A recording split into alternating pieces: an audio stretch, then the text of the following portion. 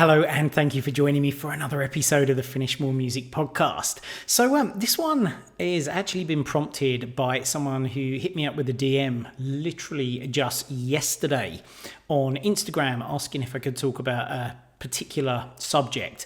And so before we get stuck into it, I think the first thing to say is a huge thank you if you are someone who reaches out and connects with me on Instagram. It's at I am Keith Mills. I love having conversations and I absolutely love having these suggestions. And hopefully this double underlines for you as well that if there is something that you'd like me to deep dive into and you reach out and let me know, yes, we might feature it on the show. If we don't, what I can absolutely wholeheartedly promise you is that it will always be read, you will always be seen and heard, and it will be considered. And sometimes it's one idea leads to another. So maybe it's like, that's maybe not something the timing is right, or maybe it's something that I don't feel I've quite got a grasp of that particular topic, who knows, or maybe it doesn't quite fit with the ethos and the direction that we're going in, but very often it leads to something that does, and hopefully would be something that resonates with you. So number one, huge thank you. And number two, please do know that if you've got suggestions, it's something I take super seriously. I don't ask people to reach out to me on Instagram and it's just a load of BS and I don't even look at my messages or somebody else is kind of answering them. I see absolutely everything. I'm on top of everything there and I absolutely love to hear from you. So what are we going to be talking about? So this is from our man Breezy Branches. Now, if I remember correctly, buddy, your name is Matt. I think you've changed your Instagram handle. I know we've spoken a few times over the years. So here is what the question is, and it was, would you consider making a podcast episode about staying consistent while going through change? So, for instance, I just got a new puppy. I'm getting stressed, worrying that all the time that I'm putting into the puppy sitting may hold me back from my music dreams. So there are a few different things that I'll break down in this, but the reason I've jumped on it so quickly is it's obviously perfectly in alignment with what's happening for myself and for Anna at the moment. We've got a huge kind of disruption to our normal way of operating here. Like, we're looking to stay consistent when everything else in our world is anything but consistent at the moment. And there's a whole bunch of things that come into our lives that can create these kind of situations. You know, it could be, as it is for us, moving house. In our case, moving house and to a new country, which is a pretty big disruption. It could be welcoming a new member to the family, whether it's a puppy, a kitten, a baby, whatever it might be. It could be a new job. There's a whole bunch of different things that can create a world of disruption for us. Maybe it's even getting a promotion. Maybe it's being expected to go and learn and go on a course. Maybe it's something to do with exams due at university and things that have backed up. Now, I'm going to keep it just to that kind of disruption instead of the type that would come with, you know, a really heavy emotional change as well. You know, you could think about a serious illness, loss of a family member, those kind of things. That brings with it a whole sort of heavy emotional piece to work through as well. I don't quite like the word heavy, I don't think, but you know, it is something that is significant. Let's put it that way. I'm talking more about the time and the routine disruption and how these things might get in the way. So the first part of my answer is how to manage that kind of situation. The big thing for me is always the classic divide and conquer. It is such a simple thing to do, but I think so easy to let that skip out of our minds and instead to try and get everything back simultaneously. Okay, there's this thing that's causing a big disruption and this plate's dropped and this plate's wobbly and this one's wobbly in my life. I'm going to try and correct all of this stuff simultaneously and get it all back to being perfect immediately. And if it isn't, then I'm going to get frustrated. I'm going to get in a hump. I'm going to start being fearful about the long-term impact. What am I losing? What have I lost? What will I never get back again? All of this sort of catastrophizing that I think we regularly can fall into if we're not aware. And you'll remember that sort of saying, we cannot resolve that of which we are not aware. So it's super important to catch those stories that might be going on in our head and to dial it down and say, okay, what is a meaningful thing? What might be a really solid, stable base that I can instill with the current time, environment, disruptions that I've got at the moment. Now, the interesting thing about this that I would put forward, and one of the things I've learned over the years, is if we were to talk specifically about music right now, the habit or the routine, the solid base that you might install might not be the music itself. Maybe there's a slowing down to speeding up type thing that could potentially go on here, where it's not sustainable at the moment just to focus on the music, because something else which is even more vital in the way that you operate in the world is getting rocked and destabilized at the moment. So what we're looking for here is something that is going to be an anchor, something we can use to build our other habits on, and one of those might be music, or if it's a smaller disruption, maybe it is the music itself, who knows. The next thing to do is to set a clear intention about building this anchor in. So every habit that you want to either replace a bad habit or you want to build a brand new positive habit is going to start with an intention. That is to say, what am I going to do? When am I going to do it? Where am I going to do it? And how am I going to do it? Having absolute clarity. Now, the best way that I know how to do this is to visualize. Because if you're visualizing the thing happening, you've already put a tick in all of those boxes. You've answered all of those questions. You're clearly visualizing where you're doing this, what time you're doing this, how you're going about it. All of those different questions are getting answered.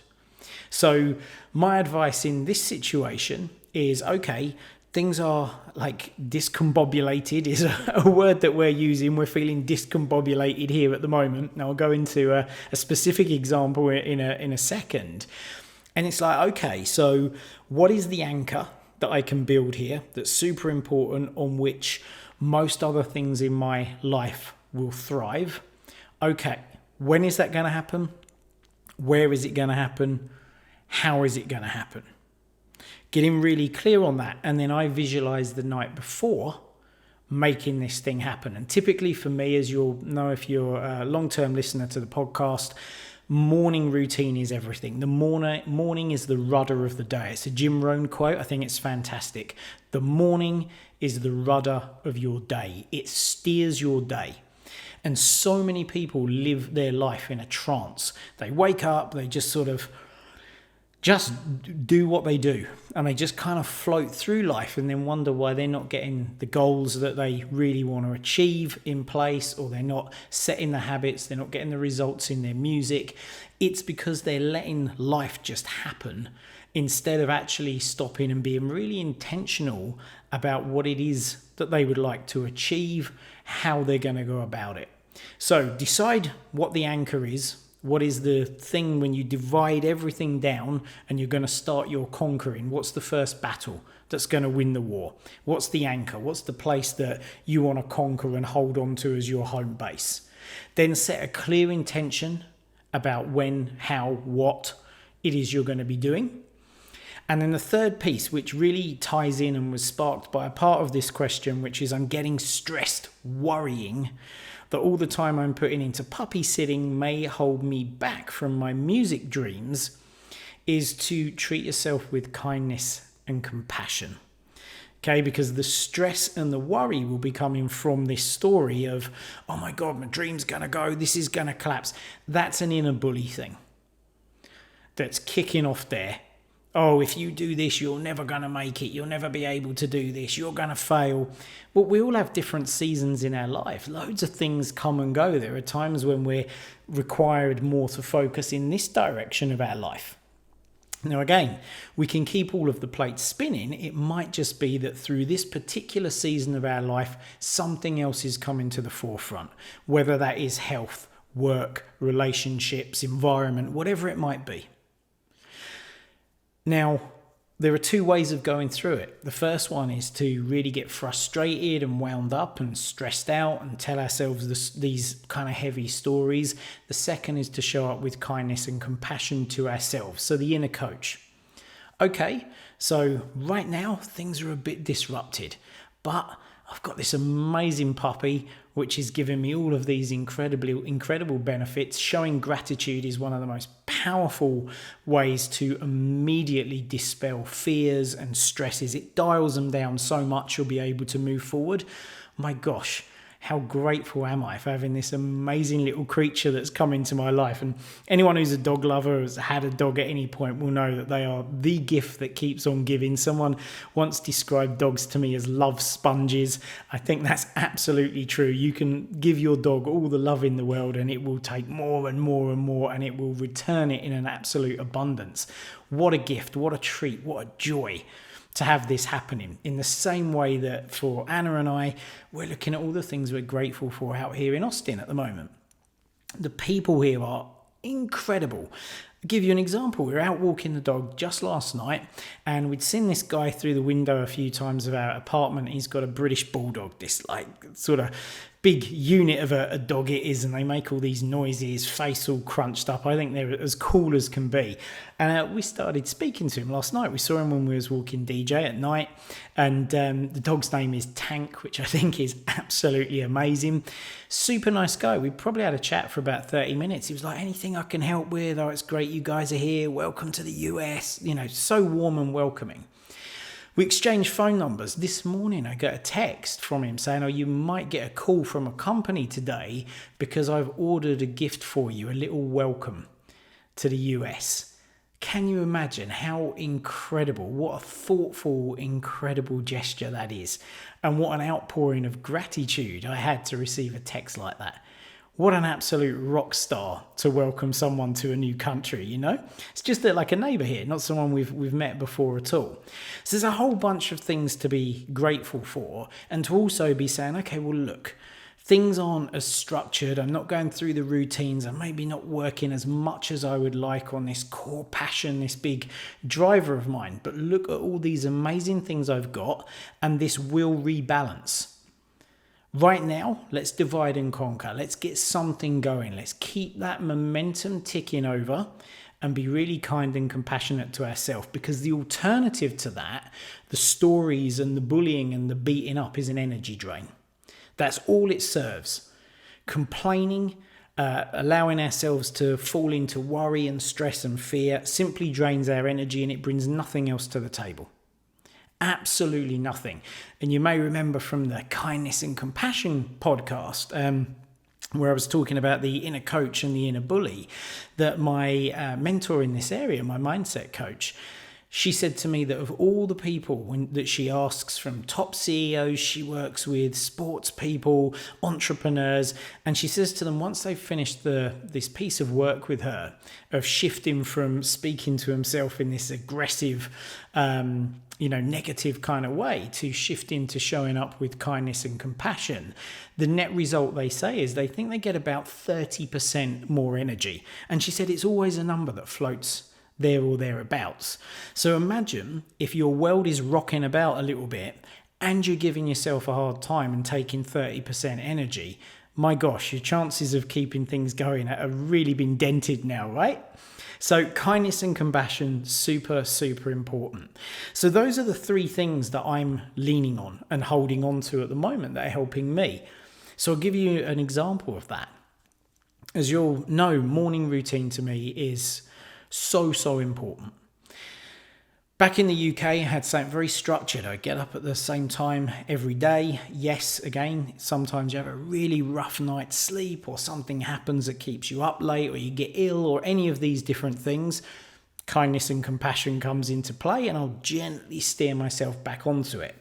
Well, that's not really happening here in Austin, because we are finding ourselves often up quite late. Often we can have really long days here because some of the people we're talking to work late till kind of 8 o'clock plus in the evening. We can be getting calls left, right and centre, interrupting the work. So it could be like this podcast right now. I might get a call in the middle of this that's going to completely derail me. I might even need to start it again.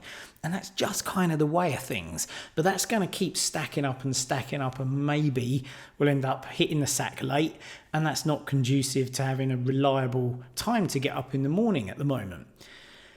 Then when you factor into that even when I am up earlier in the morning, the phone can go, but this time from the United Kingdom, because we're now 6 hours ahead. So 5 o'clock here is 11 o'clock in the morning there. 6 o'clock here is 12 o'clock there. So it's entirely possible that it will get disrupted anyway.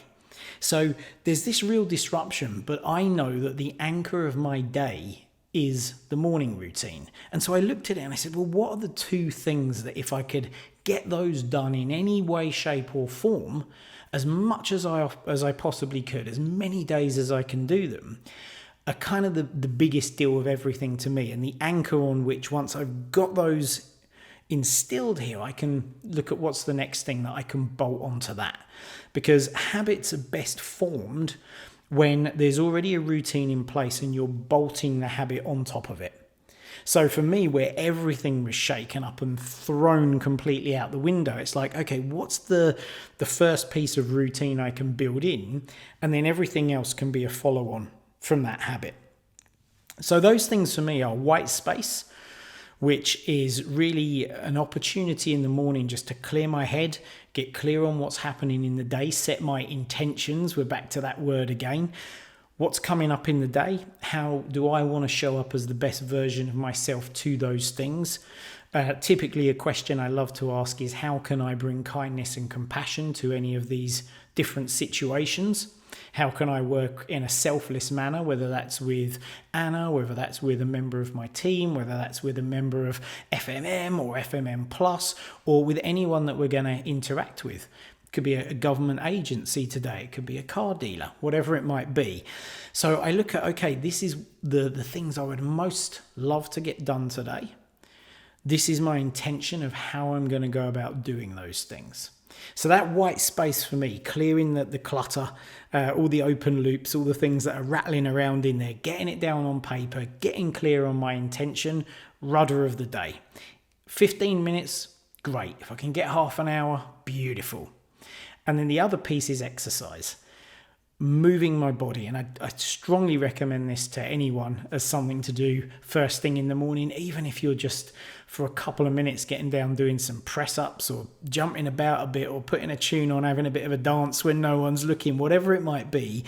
Moving your body, getting the blood flying around your system, it gets your brain booted up, everything is so much better, it reduces your stress. It's such a powerful thing to do. So for me, one of the things that I'm super grateful for here is in this complex of, I think they call it a multiplex, don't quote me on that, I'm still learning me Americanisms here, but there are sort of loads of apartments here. And right in the centre of it, literally not even a minute walk, I wouldn't say, from our apartment, is this beautiful gym, which is included in part of the rent that we pay here. There's a beautiful swimming pool, there's a cyber cafe thing, there's somewhere I like to go and work, a space for that, all sorts of great things here. There's a gym. And so I just get down to the gym, and at the moment, again, keeping it super simple. What's the easiest exercise I can do? Get on the running machine, don't run on the thing, but walk.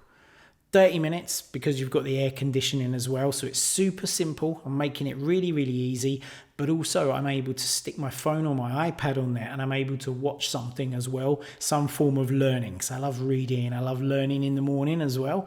So I'm kind of hitting two birds with one stone there. And again, if it's 15 minutes, it is. If it's 30 minutes, great. In an ideal world, I get an hour for this, and that's it. There's a bow tied around it, fantastic. But if it's going to be 15 minutes or 10 minutes a shot, that's fine. That's just the way things are at the moment. And I know that with these things locked in and the intention set and the energy for the day, I'm likely to get more of the things done that are important to me, and eventually I'll move through this. You know, this is a period, it's got a kind of box around it, just exactly the same as it is if you have a baby or a dog or whatever it is.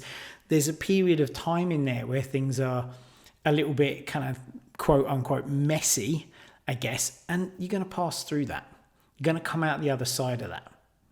And that's exactly what we've got here. We don't know when we're coming out of it. We don't know quite what's going to go on, but I can operate in a place of what I can control, and I can control my intention and my visualization. I can control how I show up to myself and the interactions in the day. And by dividing and conquering, I can control to a pretty large degree whether I'm able to get these simple and low bandwidth and easy and short period of time things done in the morning. I've made it as controllable as possible, while simultaneously recognizing that some days it just might not happen if there's a load of interruptions, but most days it will, and that's in my control, and that's my anchor. That's what I've got on a hold of. And that could absolutely be music. Maybe in the situation you've got the puppy going on, and I know, obviously we had DJ as a pup and like constantly, puppy sitting and making sure he's all right. But absolutely, could I grab 15 minutes for music? Of course, unquestionably. There was a 15-minute spot in there. Take that. Okay, sure. In the grand scheme of things, you'd maybe love to be writing music for several hours. I don't know what your particular routine is, But at the end of the day, that 15-minute period, you can get so much done if it's intentional and it's focused. And trust me, not only will you get a bunch done, but oftentimes when we say, well, we had a couple of hours for this, we bring something down to 15 minutes, we learn something. We learn something new about being forced to operate in that new way. How to make the most of this, how to be more efficient with that time. Perhaps it's something in the music to do with a workflow. Maybe there's somewhere you were being a perfectionist previously and you're realizing, I haven't got time for that stuff anymore. Well, when your time does expand out again, you are going to be a more efficient and effective version of yourself and version of a music producer to work towards your goals. So actually, you might end up coming out the other side of this with lessons and growth that you wouldn't have had otherwise. Another thing to be grateful for, another thing to kind of look with the glasses half full mentality on this. So the three things: divide and conquer, get things that are more manageable, setting a clear intention. As I say, visualizing for me really helps with that, and consistently showing kindness and compassion to yourself. Try those three things and see what happens. And do let me know how you get on with it. Hit me up in your DMs. So I hope that was of value to everyone. If you're not going through something that's sort of discombobulating right now, at some point you will. That's life, right? We have different seasons of our life. And I hope that you've found this useful, and it's something that you can take forward to help you if life does get a little bit disrupted, or if it is now something you can latch onto that will help you to move through this. So, as always, do hit me up with a DM. I am Keith Mills. Love to hear your thoughts on this topic. Anything that you do when life gets a little bit rocky that helps you out. It'd be super cool for me to know. You'd be helping me out a bunch to share that right now because of the situation I'm in. I'm very much a student. I'm always here to learn. So I'd love to hear from you. Show notes, finishmoremusic.com/182. Until next time, take care. Happy music making.